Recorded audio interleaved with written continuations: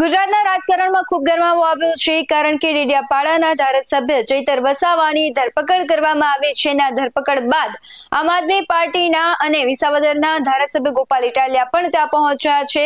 ચૈતર વસાવાના પત્ની પણ પહોંચ્યા હતા। ગઈકાલ રાત્રે વકીલ સહિત તેમના કહેવાય છે ચાહકો પણ પહોંચ્યા હતા। ભારે બબાલ થઈ હતી અને આજે સૌથી મોટા સમાચાર ચૈતર વસાવાને લઈને સામે આવ્યા છે। નમસ્કાર, આપની સાથે હું ભગવતી વિશાવાડિયા। છેલ્લા કેટલાય દિવસથી આમ તો આમ આદમી પાર્ટી ચર્ચાનો વિષય બની છે કારણ કે જ્યારથી વિસાવદરમાં ગોપાલ ઇટાલિયાની જીત થઈ છે અને ઉમેશ મકવાણા હોય કે પછી ચૈતર વસાવા, દરેક જે આમ આદમી પાર્ટીના ઉમેદવારો છે, નેતાઓ છે, તે અમુક એવા મુદ્દાઓને લઈને વિવાદમાં આવે છે। ત્યારે ચૈતર વસાવા છે, ગઈકાલે તેમની ધરપકડ કરવામાં આવી છે અને ધરપકડને લઈને મોડી રાત્રે છે ખૂબ ચાહકો છે પોલીસ સ્ટેશનની બહાર એકઠા થયા હતા। એમના વકીલો હતા, તેમના ચાહકો દ્વારા કહેવામાં આવ્યું હતું કે ભારતીય જનતા પાર્ટી દ્વારા ષડયંત્રપૂર્ણ તેમની ધરપકડ કરવામાં આવી છે અને આજે તેમની પત્નીને છે મળવા નહોતા દેતા ગોપાલ ઇટાલિયા પહોંચ્યા હતા તો તેમને પણ પોલીસે રોક્યા હતા। ત્યારે ગોપાલ ઇટાલિયાએ કહ્યું હતું કે હું એક વકીલ છું, મને જવા દો, હું ધારાસભ્ય નથી। ત્યારે આ બધી કહેવાય છે કે ગરમાવો માહોલમાં આવ્યો છે અને આ બધાની વચ્ચે તેમના પત્ની અને ગોપાલ ઇટાલિયા શું કહી રહ્યા છે, સૌથી પહેલા તેના પર નજર કરીએ। પોલીસે 5 દિવસ રિમાન્ડ માંગ્યા પણ કોર્ટે ના પાડી દીધી છે અને અત્યારે જામીન અરજી છે એ પણ નામંજૂર થઈ કેમ કે અહીંયા આ નાની કોર્ટ છે, નાની કોર્ટમાંથી જામીન મળે નહીં એટલે હવે અમને લઈ જશે જેલ એન્ટ્રી કરવા માટે। શકુંતલાબેન ને વર્ષાબેન બે મળી લે એટલે ગાડીમાંથી અહીંથી નીકળશે, આપણે શાંતિપૂર્વક અહીંથી એ નીકળી જાય એના માટે સહકાર આપવાનો છે। હવે કેમ કે કંઈ બીજી પ્રોસેસ વધી નથી, પોલીસના હાથમાં કંઈ હવે પતી ગયું, બધું કોર્ટે હુકમ કરી દીધો એટલે આપણે સહકાર એટલો આપી અને ચૈતરભાઈ આથી કેમ કે જો માનો કે વળી પાછું કંઈક આપણે નારો બોલાવીએ અને પોલીસ લખીને વળી પાછું કોર્ટમાં આપશે કારણ આવું કરે તેવું કરે એટલે હવે બધી પ્રોસેસ આપણી જલ્દી પતી ગઈ છે, સારું થઈ ગયું છે એટલે હવે આપણે એમાં આપણે સહકાર આપી અને અહીંથી છૂટા પડવાનું છે, બરાબર? આટલી વાત છે, બાકી હમણાં ચૈતરભાઈ નીકળશે અહીંથી, બેનની બધા મળી લે એટલે બીજું કંઈ હવે કંઈ કહેવાનું કંઈ છે નહીં। મિત્રો વાત કરવામાં આવે તો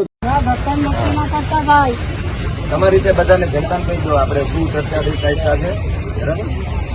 હવે અંદર જવા માટે આપણને બધાને ખબર જ છે કે શું ઝપાઝપી થઈ છે।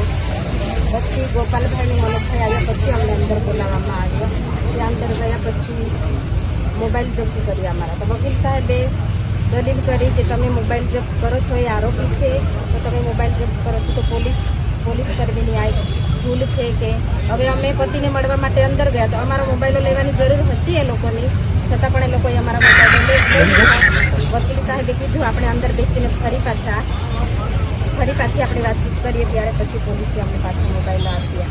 પછી અમને મળવા માટેનો ટાઈમ આપ્યો, સાહેબ સાથે બેઠા અમે વાત કરી અને નર્મદા પોલીસ અહીંયાથી બરોડા મોકલે છે કેમ કે આપણી બધાની બીક લાગે છે નર્મદા પોલીસને કે પોલીસ સ્ટેશનનો ઘેરાવો કરશે, એવી રીતના અહીંયાથી બરોડા મોકલે છે એટલે આપણે બધાએ બરોડા જવાની પણ તૈયારી રાખજો કેમ કે આપણે બધાએ બરોડા પણ જવાનું છે।